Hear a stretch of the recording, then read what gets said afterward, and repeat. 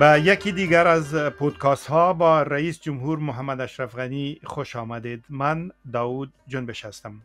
نن هم د تیرې ګڼې په ادامه د افغانستان د طبیعي زیرمو ځینې پاتې اړخونه څیړو او د راتلونکي لپاره د تیرو تجربو ارزښت یادوو.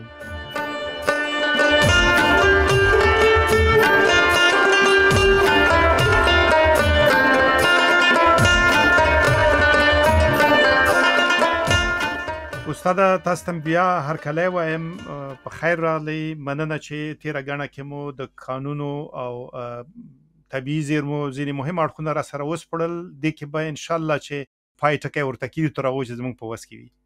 بسم الله الرحمن الرحیم. زه ډېره مننه تاسو او تاوده سلامونه مې ټول وطنوالو خویندو ورونو ته په هر ځای کې چې دي. مننه. بې شکه دغه د قانونو پراختیا د طبیعي زیرمو او د هایدروکاربوني موادو مسله ډېرې خپرونې غواړي، خو زه به هڅه وکړم چې لنډې پوښتنې وکړم، حداقل هغه مهم اړخونه یې راشي. تېره ګڼه مو په دې پای ته ورسوله چې ستاسې تجربې، ستاسې سپارښتنې، ستاسې اخیستنې د قانونو د مدیریت په برخه کې څه. ما په یاد دي چې د کانګو موضوع تم تاسو اشاره وکړه چې د الماسو له خاطره کله به پکې د شوروي پلویانو کودتا کوله، کله به د لویدیځ پلویانو پکې جګړې را پیلولې. نو د دې نه داسې بریښي چې قانونه یا د ځمکې لاندې زیرمې حتما د هوسایۍ او نیکمرغۍ معنا نه لري. بالکل، ځکه یو ملک چې نظم و نظام نه لري او وحدت نه لري او نقشه د لارې نه لري، د نورو وسیله ګرځي. کانګو هغه وخت کې الماسو، اوس کوبالت ده. ډېرترین منابع د کوبالت په کانګو کې پراته دي. اما له بدې مرغې نه بیا هم ورباندې یو بزکشي روانه ده. او اوس ځکه چې چاپیریال مسله زښته جدي سوې ده او که غواړئ د چاپیریال دپاره چې د تیل نه ګټه پورته نه کوي او تیل استعمال کم کوي، باید برېښنا له لمر نه، له باد نه، له اوبو نه دې نه راسي او دا ټول د برق مزي غواړي او په دې کې به زرها میلیارده ډالره پانګه واچول سي. اما هغه منابع چې اوس دې ته په کار دي هغه هېوادونو کې دي چې له بدې مرغې نه یوه ډېره برخه سمه حکومتداري نه لري او خطر د دې ده چې بیا هغه شی چې خدای جل شانه دوی ته ورکړي چې په هغه باندې آبادي راسي، دوی کولی شي چې په سادگی باندې یا د فساد له نظر نه یا له دې نه چې د نن ګټه وګوري او د سبا ګټه ونه ګوري په هیڅ ورکړي. نام‌های از کشورها بردن که در طول صدها و دوران مختلف نمونه‌های مدیریت موفق و غیر موفق کشور خود بودند، مخصوصا در مسائل منابع. نمونه کنونی شاید ونزوئلا باشه که با وجود منابع سرشار نفتی هنوزم یکی از کشورهای فقیر قاره آمریکای جنوبی است. تجارب مثبت و موفق را اگر به یاد شنونده ها بتیم که سرمشق شود برای افغان‌ها. ونزوئلا موضوع عبرت است. امروز یکی از زیادترین مهاجرین خارج کشور از ونزوئلا در امریکای لاتین و در کشورهای دیگه است، خاصتا در کلمبیا. بنابراین درس واضح است. مثال نروژ را به عنوان مثال بسیار مثبت و پیشگام برای ایجاد صندوق‌ها براتون قبلا ذکر کردم. بوتسوانا در مدیریت الماس خود یک کشور در افریقا است که ثبات آورده. اندونزیای فعلی از کشورهایی است که به صورت موفق در حال ایجاد تحرک است و اندونزیا بالاخره یکی از مراکز عمده تحرک جهانی بدل شده. امارات متحده عربی مخصوصا دبی که منابع تیلی نداشت موقعیت خود استفاده کردن و ابعاد دیگه مدیریت اینا تانستن خود به یک کشور که ابعاد مختلف پیشرفت امروز روی دست داره و ثروت عظیم را بر نسل‌های آینده ایجاد کردن، روی دست گرفتن. چلی از نگاه مدیریت مثل خود هم دوره‌های مشکل داره و هم دوره‌های بسیار خوب داره. تجربه بخش ازی قابل توجه است. بنابراین باید هم نوع فلسفه ببینیم، هم جمع بندی واضح مدیریت منابع طبیعی ببینین و از طرف دیگر نفت و گاز انواع مدیریت و مقیاس ازی به صورت اساسی باید دیده شد. نقطه کلیدی دیست که تجربه هیچ کشور به تنهایی در یک کشور دیگه پیاده شده نمیتونه. باید ابعاد مختلف تجربه موفق با هم تلفیق شود، با شرایط خاص یک کشور و در قسمت وطن عزیز ما افغانستان تطابق داده شود تا از یک تهداب مستحکم منزل به منزل و پله به پله ما بالا بریم. در این سالهای گذشته جنگ سالارا یکی از مشکلات عمده در قسمت استخراج معادن و منابع زیرزمینی بودند. مطلق منابع عمده بدخشان اگه یکی از مسائل عمده نارامی بدخشان متاسفانه موضوع لاجورد بود. در دوران جنگ‌های داخلی زمرد، یاقوت، منابع دیگر، خاصتا در ولسوالی‌هایی که در طول خط دیورند قرار داشته و ولسوالی‌های سرحدی ما، یک قاچاق بسیار وسیع منابع طبیعی ما که بیرحمانه بود و گروه‌های مختلف شورشی 100 تا 200 میلیون دلار در سال ازی ایجاد داشته. همچنین سوء استفاده از منابع زغال سنگ، ریگ ساختمانی، ابعاد دیگه ساختمان، همه از اینا مشکلات بنیادی است. زیادتر از همه وضعیت امنیتی مانع سرمایه‌گذاری بزرگ شد. نقطه‌ای که در قسمت معادن قابل توجه است که حاصل سرمایه‌گذاری بین 5 سال تا 50 سال در بر میگیره، نظر به حجم یک معدن، نظر به ابعاد ازی و این ثبات میخواد، ثبات پالیسی میخواد، ثبات سیاسی میخواد و نوع همکاری مشترک و از این جهت ابعاد قرارداد نهایت اساسی است، چون قرارداد است که نوع قواعد بازی را تشکیل میده و مدیریت ازی ضرورت به یک سرمایه‌گذاری واضح سر نهادهایی که نظارت میکنن، نهادهایی که سرمایه‌گذاری را ایجاد میکنن و از طرف دیگه تصمیم دیگه باید گرفته شود که ظرفیت ملی چی رقم ایجاد شد. ما ضرورت واضح داریم که ظرفیت ملی را در قسمت تفاوتات ایجاد کنیم تا بتونیم بفهمیم تمام منابع ما چیست. اما باز نقاط هستن و باز ظرفیت هستن که ضرورت به متخصصین داره و در اون قسمت هم تجربه امارات یک تجربه موفق است. اینها شرکت‌های خود ایجاد کردن که متخصصین خارجی به حیث کارمندای از اینا استخدام میشن، ایواز از این که صلاحیت به شرکت‌های بیرونی بدن که پیش از اینا مسئول نیستن و مسئله اعتمادی که در سراج الاخبار مطرح شده بود یک مسئله به اعتمادی دوامدار است. مثل داریم که برادری میکنیم حساب در میان و در بخش مشارکت سرمایه‌گذاری بین‌المللی اعتماد باید در طول زمان ایجاد شود و اساس مستحکم و واضح در قراردادهای وقوعی داشته باشه که قابل تطبیق باشه. هغه توضیحات چې تاسو تر اوسه پورې ورکړل ما ځان سره یادداشت اخیسته، زه کولی شم درې موارد یاد کړم: جنګ سالاران، جګړه او نارامي، او د بشري ظرفیت نشتوالی چې زموږ د منابعو د موندنې او سپړنې کار کې خنډونه جوړول. نور په دغه برخه کې څه و چې معلوم ده. لومړی برخه ترانسپورت ده، ځکه معادن درانه دي او درانه شیان ترانسپورتي سیستمونو ته اړ دي. بیل دینه چې افغانستان د ریل پټلۍ باندې پانګه واچي او د ریل پټلۍ په ګډه له ګاونډي هیوادو سره منځته راوړي، ستونزه نه حل کېږي. او د همدې دپاره د ریل پټلۍ پروګرام لومړی وار د شیر علي خان دوران کې دا مطرح شول، بیا به په زیربنا باندې په دې باندې تفصیل باندې وغږېږو، مګر دا ضروره ده. او له بلې خوا د سرکو ساتل دي، ځکه زموږ سرکونه په ډېر بېرحمانه توګه د لوی لاریو لرنه په تخریب کې دي. مزار شریف کې د حیرتان لور ته د ښار نه راوتی سړک د فکر کوم د سکرو د لیږد له امله بیخي له منځه تللی و. بلکل. او دا د قندهار کابل سړک کې هم ویني، نور کې هم ګورئ له پاکستان نه چې راتلل 2 یا 4 موټرې په یو لارۍ باندې اچول. سړکونه جوړ سوي وو 8 تر 10 ټنه پورې، 50 تنه لارۍ ورباندې وګرځولې او دا د فساد نتیجه وه. د ترانسپورت یو برخه ده، دوم برخه برق ده، برېښنا ده.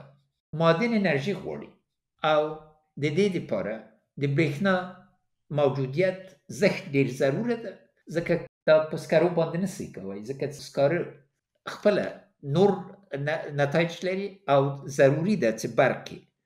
دریمه برخه دا ده چې د ځمکې ته ضرورت لري او د ځمکې جنجال باید په واضح توګه، ځکه دلته هم جنګ سالاران نور راغلل چې لوی دښتې تر خېټې لاندې واچولې، دولتي املاک یې ونیول. ابعاد د ځمکې ډیره مهمه برخه ده او بله برخه د اوبو ده. وبخښئ، ځمکه د دې لپاره چې تفاوضات کوي چې وسایل پکې ودرېږي او شیان چې راباسي ودرېږي، ځکه چې مخصوصا نظر په ساحې پورې تړلې ده.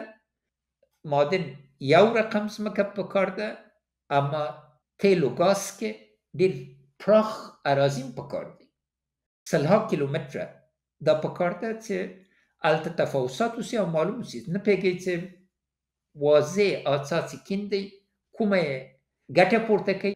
د دې لپاره قانون د استملاک زښت ډېر ضرور ده او که قانون د استملاک په سمه توګه تطبیق نسي یا خلک ځینې عناصر چې غواړي له خړو اوبو نه کبان ونیسي استعمال کړي، جنجالونه پرېږدي. او بله برخه یې د اوبو ده، د سمنټ فابریکې دي یا دا نورې فابریکې دي، اوبه غواړي.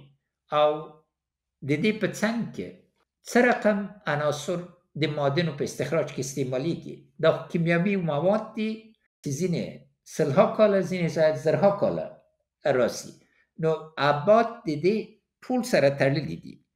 دا یې د اقل د زیربنا مواد دي. بله برخه د قانون حاکمیت ده. که قانون روښانه نه وي، که د قانون په اساس قراردادونه را نسي، که قانون په واضح توګه تطبیق نسي، که واضح قانوني د ستونزو د حل لاره نه وي، او هم له بلې خوا نه هر څومره چې لویه پانګه اچونه وي، منځ کې بین‌المللي حاکمیت یو حتمي موضوع ګرځي. او که بین‌المللي حاکمیت ته تاسې امادګي ونه نیسئ. دا ابعاد دي. د اسلام په دین کې قرارداد یو ډېر لوی اهمیت لري او پوهېږئ چې پور په شریعت کې مخکې له میراث نه راځي. اول باید پور تصفیه سي. وختې چې ګورئ چې څومره موده پانګه اچول پکار دي، څه وخت د لومړنۍ نتایج راځي، څو کاله لا لومړنۍ پانګه راځي، دا ابعاد زښته ډېر دقیق ده او د هغې نظر نه علمي پانګه پکار ده. بله برخه یې امنیت ده. هغه امنیت چې په افغانستان کې مخکې د ثور له کودتا نه و، هغه امنیت بېساري امنیت و او موږ یې په ارزښت نه پوهېدو. هر معدن او یا هر څه دپاره خاص امنیتي شرایط دي. د جمهوریت په دوران کې دا 20% پورې د دې نه ډېرتر امنیتي مصارف او امنیتي برخه ځینې خاص بیا د جنګ سالارانو څخه بیا امنیتي ایجادوله او بیا خپل افراد استخدامول. او د دې په څنګ کې ټولنه، خلک، ولسونه چې شاوخوا د دې کې دي، دوی ته څه رقم خدمات وړاندې کېږي، دوی څه رقم ګډون راځي او په څه ترتیب راځي. د دې په څنګ کې دا موضوع ده چې معلومات څنګه شریکول، په څه توګه معلومات څېړل کېږي. دلته واضح بین‌المللي اصول موجود دي چې هغه ته د معدن د شفافیت قرارداد وایي او منځ کې واضح معیارونه دي. یو وارې موږ محروم سو، بیا هم واضح اقدامات وکړل چې برته دا خپل حیثیت وګټو. مګر وخت چې هر شی پټي او هیڅ شی ښکاره نه وي، خو معلومدار دا د اعتماد وړ نه ده. بله برخه د دې پانګه ده. پانګه په څه رقم راوړي، په څه شرایطو باندې راولي، څنګه پانګه اچونې باندې پوهېږئ چې دا خلک چې وړاندیز کوي واقعي توګه خپل دي یا نه دي. بل پټ مشارکت ده. قانون واضح و چې چارواک د پارلمان غړي دا نشو کولی یا د کورنۍ غړي دي دوی چې په دې برخو کې شریک اوسي، اما په پټه دا شریک و، هغه د بې اعتباري موجب ګرځي.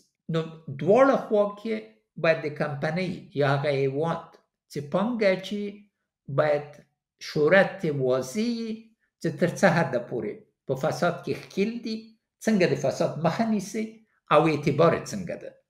ادي په څنګ کې واضح دي چې بیمه څنګه اخلي، ځکه پانګه اچول کېږي او بیا قرارداد ته ځي حاکمیت دې ته باید د بیمې شرایط ولري چې په حالت کې او بیمه په خپل هم ډیره ګرانه پریوته بیمه ګرانه ده، اما باید په دې باندې پوه سئ او د همدې دپاره ده چې که سپماوی کوئ، سپماوی په څه کې کوئ؟ سپماوی په بشري پانګې باندې ځان ته زهر اخیستل دي. که د قراردادونو باندې ظرفیت د دې ونه لري او هغه رقم پانګه ایجاد نه کوي، بیا هر وارې غولېږي. نو حساب و کتاب پکار ده په ډېره ساده الفاظو باندې. که د حساب توان ونه لري او د کتاب لاره هم زده نه وي، ځان غولوئ او بیا غولېږئ. آیا این همه مواردی که اینجا تذکر یافت در طرح و نقشه راهی که در زمان شما برای استخراج و استفاده منابع زیرزمینی افغانستان ساخته شد و فکر نکنم که به منصه اجرا آمده باشه شامل گردیده بود؟ نقطه اول است که قسمت اول در منصه اجرا بود.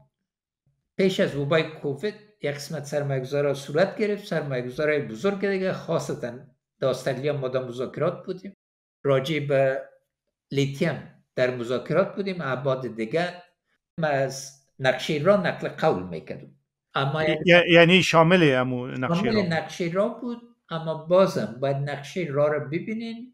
نقشه را یک تعداد است، یک تعداد که با شرایط زمانی و مکانی باید تطابق داده باشه، ما بینش باید انعطاف باشه.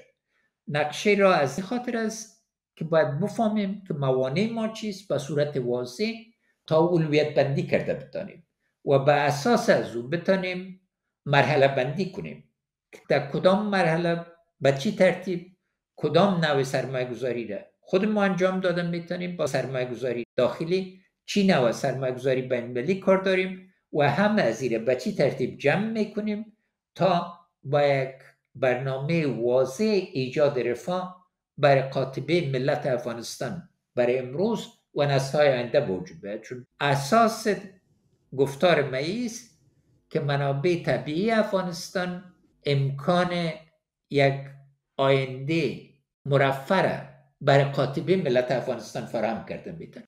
اما باید یک انتخاب واضح صورت بگیره که منابع چی رقم مورد استفاده قرار بگیره و همه چطور باید در رفع موانع با یک دیگه کمک کنیم و از ایجاد موانع جدید جلوگیری کنیم.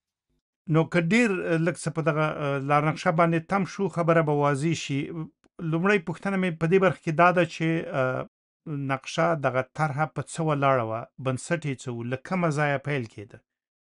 اساس په دې باندې اوس د مثال په توګه وخت چې لومړی مسلې باندې په زیربنا باندې غږیږي، دا و چې ما د ریل په پټلۍ باندې په اساسي توګه تمرکز وکړ.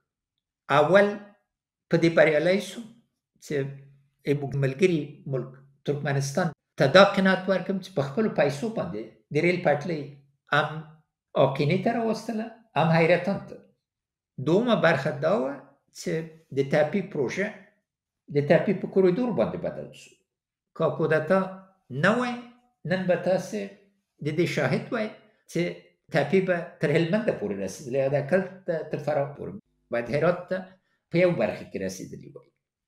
د ازبکستان سره په دې باندې وو چې څنګه نقشه د ریل پټلۍ دا رقم ترتیب کو چې دې په جای سالنګ نه تېر سي چې ډېر ګران و، چې د صوف له درونه راسي په بامیان راسي په میدان وردک لوګر له یو برخې نه لاړ سي خوست ته، بلې ننګرهار ته، او له بلې خوا نه لویه پروژه په دې باندې وه چې د ریل پټلۍ له حیرتان نه څنګه هرات ته ورسوو، چې دا سیستمونه له یو خوا نه ترکمنستان ته و ایران سره وتړل سي، او بل سیستم به معلومدار پاکستان سره تړید او تاجکستان سره هم په همدې ترتیب یو ډېر لنډ لاره وه چې جایرتانو دې نه ترتیبېدل.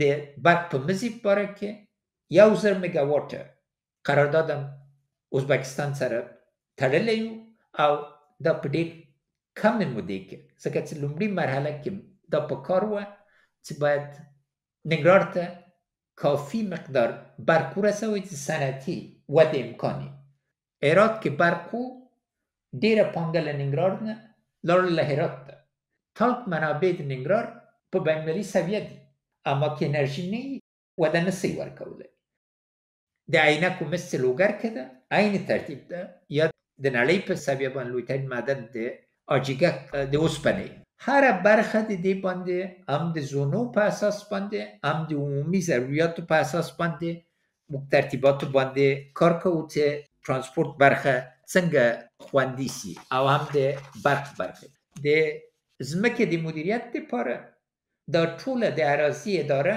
ښارسازي سره یو ځای سوله یو واضح اصول د برخه کې مطرح سول چې څنګه ټوله ځمکه په قانوني توګه تثبیت سي آباد د دې واضح سي د دې لپاره و ډیجیټل کېدو لوی پلان مطرح د اګست د 2021 په ختم کې ټول ماشونه به برقي توګه عملی کېدل مرکزی بانک وزارت مالیه او نور ټول ادارې د باندې ترسوي 15 میلیونه نفر ته برقي تذکره ورکړل شوی تر ختم د کال به 10 میلیونه کېدل ځکه تاسو باید معلومات او منابع ولرئ او دا ضرورت د دې درلود چې مرکزی احصایه له احصایې نه وګرځي معلوماتي ادارې باندې بدل شي په همدې توګه د معدنو د وزارت پراخ اصلاحات تر نظر لاندې ونیول چې څنګه قراردادو کې واړه قراردادونه منځني قراردادونه او لوی قراردادو کې یو خوځښت راسي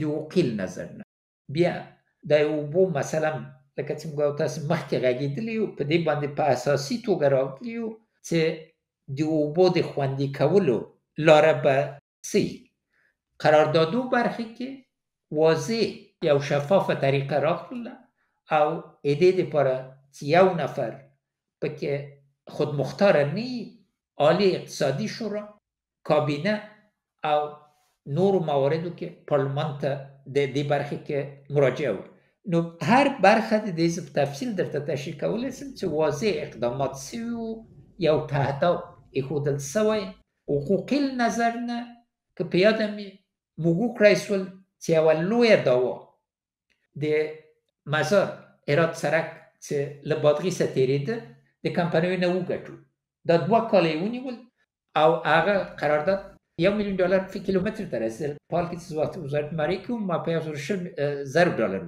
جوړو نو دلته موږ ظرفیت وښوده چې په واضح توګه موږ د دې توان لرو د تدارکاتو په برخه کې واضح بدلون راغی ظرفیت منځته راغی چې څنګه تدارکات په اساسي توګه وسي او مذاکراتو برخه امنیت برخه معلوم دار ستونزه چې له منځه لاړل او لو سره مخامخ او په خواني قراردادونو باندې ټول باندې یو نظر راغی چې ټول ثبت سي په یو مرکز کې چې ټول دا وګوري چې چاته څه ورکول شي او تضاد د منافع برخه کې یو غړی د کابینه او یو وکیل د پارلمان استعفا ورکړه چې وکړي خپل شخصي کارو په وګوري او په عین حال کې هغه چارواکي د معدن وزارت کې څور باندې تور څو نفر باندې په جګ سوي باندې محکمه حکم او محکمه حکم د تطبیق لاندو پس این اقصاهای بسیار وسیع بود اولویت ها را چگونه تنظیم میکردین که از کجا شروع کنین چی چیزی در ردیف اول از چی در ردیف بعدی و غیره بله اولویت ها چند بود یک در نقطه اولی بود که معدن کوچک با مردم عیار کنیم که عوض از این که با مردم طرف قرار بگیرین عوض از این که استخراج از اینا با قاچاق مبدل شود مراکز پروسس باید ایجاد کنیم و تالک یک نمونه از این که بتانیم سرمایه گذاری را ایجاد کنیم نقطه دوم اولویتی بود که منابع مرمر ما را که یکی از بزرگترین منابع ماست و تخمین از این به چند صد میلیارد دلار میرسه و از نگاه ظرفیت خاصتا معدن مرمر سفید هرات و مرمر سفید ننگرهار به سطح جهانی که بهترین معیار از کریرای ایتالیاست قرار داره. قسمت دیگه اولویتی بود که چطور نفت و گاز قراردادایی را که شده بود و کمپانی‌ها حاضر نبودن شرایط سرمایه‌گذاری پورا کنن برشان یک پیغام واضح دادیم که ختم بشه. معادن متوسط نوع سرمایه‌گذاری ترتیب شده بود. طور مثال کمپانی بیاد که تلفن افغان بیسیم در اختیارشان بود، سر تولید برق سرمایه‌گذاری کرد و گاز که از پیش استفاده نمیشد بر تولید برق مورد استفاده قرار گرفت و حاصل از این شرکت برشنا تعهد کرد که بتونه بخره. در قسمت سرمایه‌گذاری سبز و ایجاد صنعت سبز با یکی از بزرگترین سرمایه‌گذارهای استرالیا در حال مذاکره بود. د دې لپاره خو حتما اطلاعات ټولولو ته اړتیا وه او ادارې به بوختې وي. دغه بهیر هلته څنګه روان و؟ سره له چې تاسو وویلې چې بشري ظرفیت دومره لوړ نه و.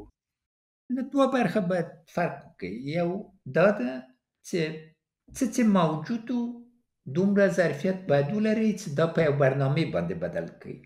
اهمیت د دې نقشه د لاره دا وه چې موږ ته یې وښودل چې باید څنګه له هرج مرج نه ووځو، یو واضح لاره تعقیب کړو.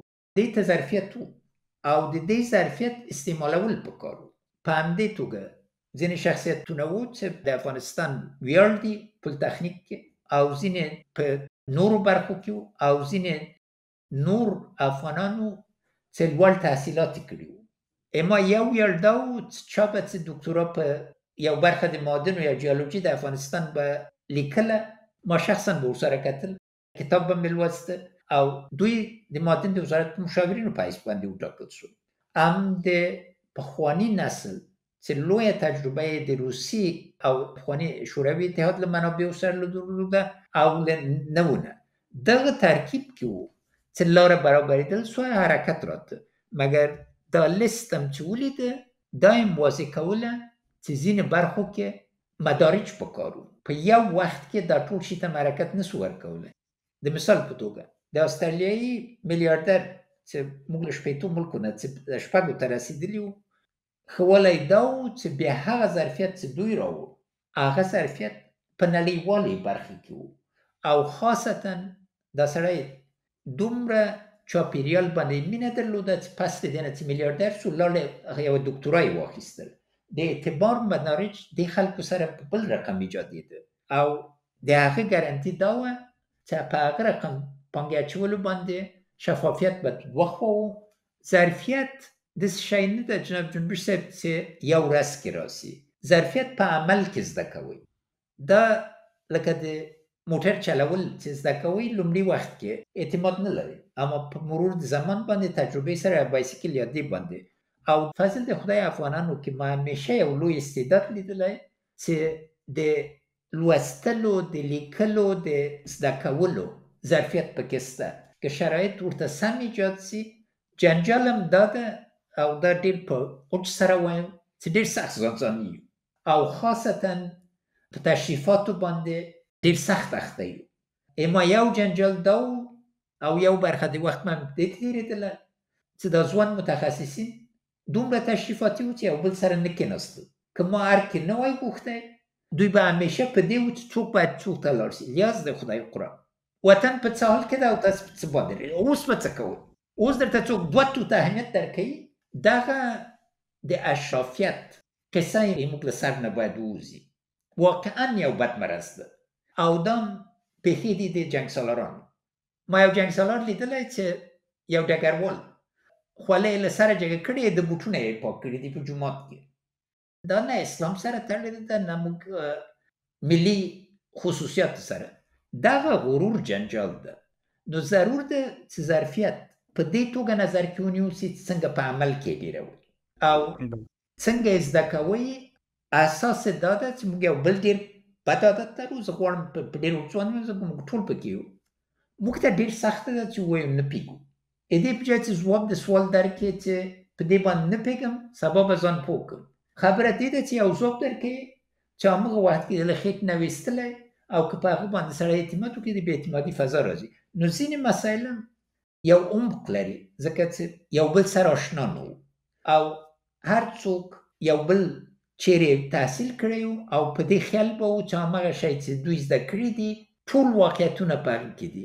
دغه برخې باندې زښت ته ډېر توجه وکړ او د دې دپاره لاره د چاره دا ده چې یو څو واضح انسټیټیوټونه یا ادارې د دې دپاره جوړ سي چې له مدیران نه نیولې تر معینانو وزیرانو پورې ټول یو دریس تراسی په اجماع راسي یو مشترک فکر تراسی یو ګډ فکر تراسی او نقشو د لارو باندې په عملی توګه راسي ځکه نقشې د لارې خارجن درتلی بار بار ماته نقشې راغلي دي چې $1,000,000 نه تر $100,000,000 ورکړي دي 2 توته باندې نه ارزیدل یو واره مې په یاد دي وزارت مالیې کې مې یو طرحه لوستله چې موږ د ملګرو ملتونو خوا راغلو ما یو واري ویلې چې چیرې مخکې دا لوستې ده سړی دومره ټمبل و طرحه په ویتنام باندې لیکلې وه دا ته کټ او پیسټ وایي دا رقم نه کېږي باید موږ دې باندې پانګه واچو چې خپل راتلونکي طرحې څنګه برابرو او بیا یې مهمترین خبره دا ده چې عمل پسې ګرځو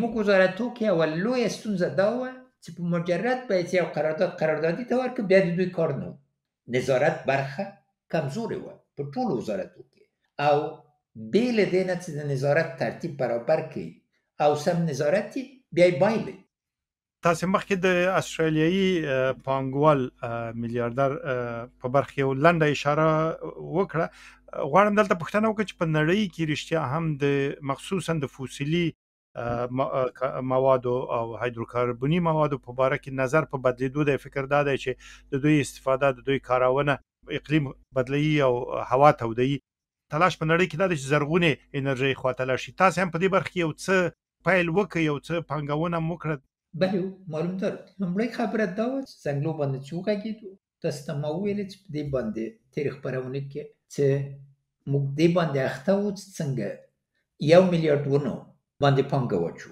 او د ناکامورا او د میاواکي سلسله او دا چې ما تاسو ته وړاندې کړل بله برخه همدا ډاکټر فارست سره په واضح توګه شنه انرژي مانند دا وه چې د افغانستان له اوبو نه به انرژي تولیدله او دا 4,000 یا 6,000 میگاوات حدود کې ده او د دې په څنګ کې د سره موږ مطالعات تر سره وسول له ښې مرغې نه موږ د لمر انرژي په زرهاو میگاواتو باندې امکانات شته بل خوا یې د باد برخه کې پخواني صدر اعظم د آلمان میرمن مرکل نه ما غوښتنه وکړله چې زیمنس چې دی کې پرمختللی شرکت و موږ سره په باد کې مرسته وکړي موږ باد تخمین په حدود د 70,000 میگاواتو ده د ایران باد 10,000 مګر زیمنس کولای دا و چې موږ سره ایران سره ښه اړیکې درلودې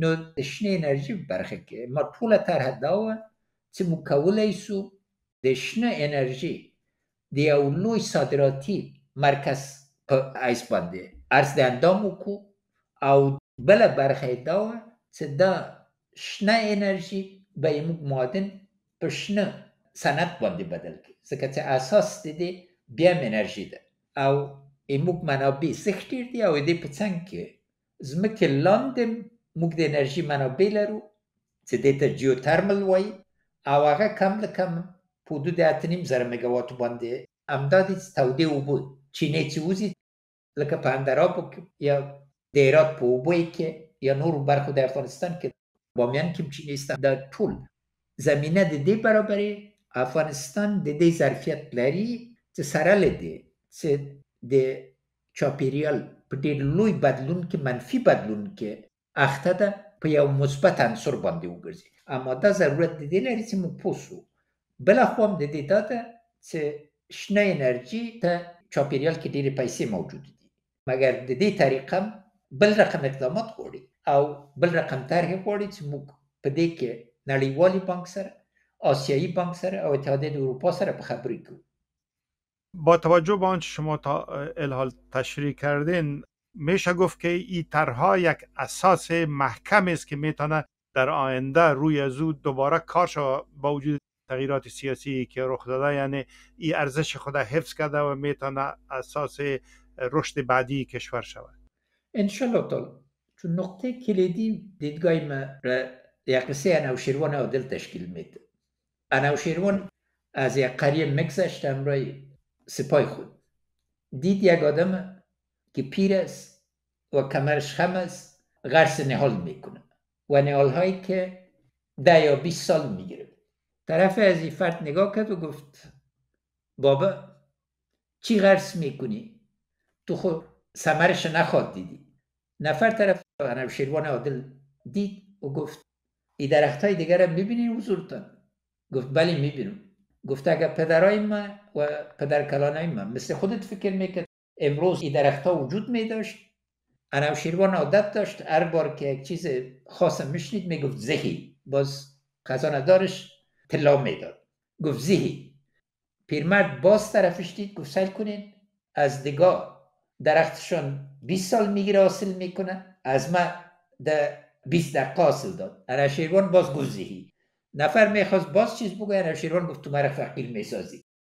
ذهنیت ما باید اینی باشه. ما به حیث یک ریش سفید مملکت، به حیث یک خادم مملکت وظیفه می بود که تعداد گذاری کنم و تعداد را بگذارم که آینده افغانستان مسئول کنه و در سختترین شرایط امید از دست ندادیم، سر امید سرمایه گذاری کردیم تا روایت بدل شد.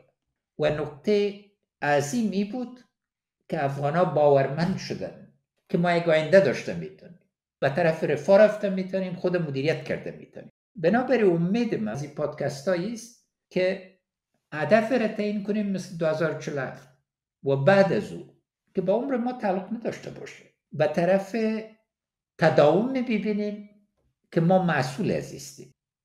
شما حتما دیدین وقتی که مردم از خاطر پروژه میخواستن به جای کنن میگفتن ایمو گردو که دلتا دی ایده به اهمیت بنز پوسومه، ولی زکامه گردو که بی که ایمو دیوبو نظام تا وگوری، ایمو سیندون تا وگوری، ویالو تا وگوری یا کلیو تا وگوری، خو همدغه ده پلرون و نیکان و خور نیکان و سلسله بانده ده چه موږ ته میراث پاتې ده. نن باید موږ هم په دې باندې اخته اوسو چې راتلونکي نسلونو ته څه ږدو او دا په ګډ کېږي. زه واقعا په دې ایمان لرم چې که لاسونه سره یو کړو او زړونه سره یو کړو ډېر لوی کارونه افغانان کولی شي. او که اجازه دلته او به تاسو خبرم په یاد ساتئ که څه هم دا نقل قول لږ وګورئ خو بیا هم همدې موضوع سره رابطه لري. محمود طرزي بیا هم په خپله ورځپاڼه کې یوه اوږده مقاله په دې چې څنګه هیواد جوړ شي لیکلې دا وایي چې مثلا موږ حاصلخیزې ځمکې لرو، معدنونه لرو، دا لرو خو بیا هم غریب وي. نو لیکي نو چې داسې ده موږ ولې بې ماله، بې ثروته، بې کماله، بې صنعته پاتې یو؟ ولې د خپل هیواد له ځمکو، قانونو او نورو محصولاتو او معمولاتو د نږدې او لرې هیوادو د 10مې برخې 10مې هومره ګټه هم پورته کولی نه شو؟ هغوی ګنې 4 سترګې لري او موږ 2، هغوی ګنې 4 لاسه لري او موږ 2، هغوی ګنې 2 سرونه لري او موږ 1، هغوی ګنې 2 مغزونه لري او موږ 1. نه هغوی چې څه لري موږ هم لرو. څنګه چې هغوی انسانان دي موږ هم انسانان یو. نو بیا ولې موږ له یو انچه ستنې نیولې د ټلګراف تر 1000 کیلومتریزو مزو پورې هر شي کې هغوی ته اړ یو، موږ هم کار کوو او لازمه کې مو د هغوی تر ځمکې ښېراز او پیاوړي دي. خو زر افسوسه چې موږ له خپلو ځمکو د هغوی نیم هومره محصول هم ټولولی نه شو. موږ هم سوداګري کوو، نو ګټه یې څه چې وطن ته د فایدې په ځای تاوان اړوو. موږ هم ډک قانونه لرو خو نه یې پیژنو او نه لاس ور وړلی شو، او که لاس مو ور ویجاړوو یې نو ځکه د هغه چا په خبره چې وایي ستاسې هیواد کې قانونه نشته قانع کیږو او یوې خواته ډډه لګوو. ای پوهن خوښو هیوادوالو، ای هم دینو او هم مذهبو هم ملتو، وپوهیږئ چې دا بل څه نه دي مګر زموږ د ناپوهۍ او ناخبرۍ او لټۍ او غافلۍ زیږنده. دغه نقل قول مې دې دپاره وویل چې غواړم له تاسې نه د هیواد د مشر، د یو سپینګیري، د اکاډمیک شخصیت په توګه په دغه برخه کې د محمود طرزي دغه لیکنې او اشارې ته په پام سره ستاسې سپارښتنې واورم، مثلا سیاستوالو ته، عادي ولس ته، پوهانو ته څه په کار دي چې هیواد له دغه حالت نه راوباسي او همغسې چې موږ یو سر لرو نور هم لري دغه سر نه سمه ګټه واخلو. لومړی تر ټولو خبره جناب جنبش صاحب دا ده چې قیامت ومنئ، چې خدای جل شانو ته ځئ درنه حساب غواړي. موږ آخرت تیر کړی، خبره تمام ورځ دعوت د اسلام کوو، په عمل کې مقابل وران کوو، کعبه مکرمه کې قرارداد کوو، برته ترازو یو بل وزنو، دعوا د جهاد کوو، منځ کې جنګ سالارانو باندې بدلیږو. اسلام دین د اصولو دین ده، د حقوقو دین ده، راځو په دیکتاتوري بدلو. دا لومړی خبره. دوم په اسلام په اهمیت باندې پوسه لکه چې محمود طرزي ور باندې راځي او په تفصیل باندې راځي. دریم افغانستان تر ځانه ګران ومني که په دې راسي چې که ځان نه یې جهان نه یې دا ذهنیت په غلا باندې بدلېږي. بل هماز چې محمود طرزي یو کتاب راغی چې څه وکړو چې باید کرد باندې باید لازمي اجماع ته راسو او دا معنا دا ده چې یو بل باید ومنو ملي وحدت باندې ایموک قوت ایموک په ښکلا باندې ده چې مختلف ژبې لرو هر ژبه د وصل ژبه ده او دا ټول ګلان دي په یو باغ کې په یو ملي وحدت کې یو بل باندې ولې راغلي یو هر برخه د افغانستان د یو امپراتوري مرکز یا د یو مستقل دولت مرکز په ټول تاریخ کې خپل تاریخ باندې باید پوه سو. بله برخه دا ده چې ځان یویستمې پیړۍ ته ورسو. په یویستمې پیړۍ کې څه پکار دي چې خوندي سي څنګه هره ورځ یوه برخه یا بله برخه د یو ګاونډي یا بل ګاونډي د یو هیواد یا بل هیواد وسیله ونه ګرځي وینه ودروي که یو بل ومنو یوه تګلاره راوړو وینه درېږي غیر له هغه نه وینه بیا تویېږي او زه غواړم غاړه مې خلاص کړم او نوي نسل ته مې واضح دا ده چې هغه ظرفیتونه پیدا کړي. ولې وسیله د جنجال کېږي؟ ولې جنګ سالاران او مفلس سیاستمداران درنه سوء استفاده کوي؟ ولې وسیله د نفاق کېږي؟ څه باندې هم دعوا ده او که مقصد هم دا یې چې یو هم له بل نه بهتره یې دا د منلو وړ نه ده. ټول انسانان یې ټول مسلمانان یې اکثریت مطلق او ټول افغانان دې باندې باید نتیجې ته ورسېږي او نظام مشروعیت په ولس پورې تړلی دا له پاسه نه راځي بې له دې نه چې ولس د افغانستان یو نظام مشروع ګڼي مشروعیت نشته او ولس د افغانستان باید حق ولري او نړیوال نظر نه باید پوه سو چې مشروعیت بې له ژوند له نورو هېوادو سره نه کېږي او آخره خبره مې دا ده آیا دې نتیجې ته رسېږو چې جوړول هم هدف دي او هغه ظرفیت چې موږ غواړو د جوړولو ظرفیت ده دا څه ده چې تمام ورځ وایو تورې او د ټوپک نښانې هم دي ولې د آبادۍ نښانو باندې نه راځو ولې جوړولو باندې نه راځو ولې د عظیم منابع چې خدای جل شانه راکړي دي د انسان د ښېګڼې دپاره هر څه د یو ولس په حیث باندې ټول افغانان ښېګڼې ته ورسېږي اوسایي ته ورسېږي په همغه اندازه په خپل دین پسې ګرځي خپل مذهب پسې ګرځي خطر نشته چې نن هم خدای ناکړه دین په خطر کې شي دا د دین پوهه پکار ده دا انسانیت باندې پکار ده او خاصا ملي وحدت پکار ده چې مخه لاړ سو او انشاءالله تعالی دا کېږي او دې دپاره باید برته لاړ سو محمود طرزي ته نورو متفکرینو ته چې زړهسوی درلود او تجربه بیا واضح کو چې تاریخ نه تجربه واخلو چې دا تاریخي تجربې تکرار نه کړو په سولې باندې ما خپل ټول ژوند وقف کړ راغلی کودتا مو وکړل ګټه م څه وکړل په بربادۍ باندې په وینې تویول باندې په غچ اخیستلو باندې څه جوړېږي موږ یو ډېر ښه رسم لرو جناب جنبش صاحب چې په وینې باندې تیږه ږدو معنا یې دا ده چې وینه درېږي چې ټول خلک فکر وکړي ټول خلک عقل سره په ځای کړي او ښېګڼې خواته لاړ شي ضرورت د دې ده چې بدې خاطرې جنایتونه دا ټول نور شیان چې سوي دي یو واري سپین کو او زړونه خلاص کو چې مخکې لاړ شو نه دا چې بار بار دا تاریخ تکرار کو. ډیره مننه بسیار تشکر رئیس جمهور محمد اشرف غنی.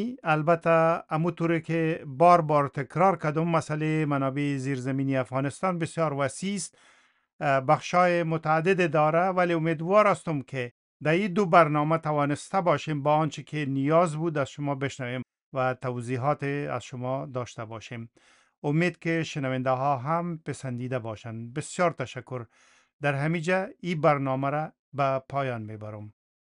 تشکر از جناب شما و بازم تقاضای من از نسل جوان ما خاص نیست که سرمایه با شما تعلق داره. دانش را دستیاب کنین، دیدگاهتان ایجاد کنین، دست با هم بتین و مدیریت تا به دست بگیرین. این فرصت طلایی باید از دست داده نشه و تشکر میکنم. تل دیوی افغانستان، یشسن افغانستان، زنده باد افغانستان.